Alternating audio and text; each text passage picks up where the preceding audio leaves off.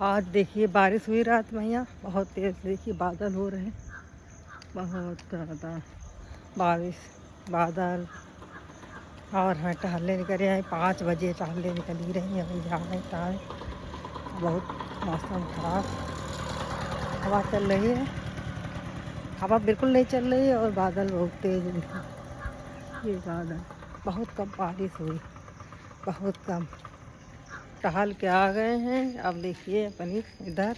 और आज बारिश हुई और गर्मी बहुत ज़्यादा है, बहुत इतनी गर्मी है कि क्या बताएं। मेरे बहुत सारे व्यूज़ थे, सब धीरे धीरे सब कम हो गए। पता नहीं, ऐसे हम वीडियो भी डालते रहे, ब्लॉग भी बनाए तब भी मेरे व्यूज़ कम होते ही चले जा रहे हैं।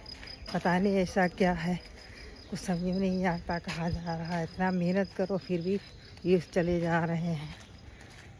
और सुबह का है 5 बजे, हम ये वीडियो बना रहे हैं। देखिए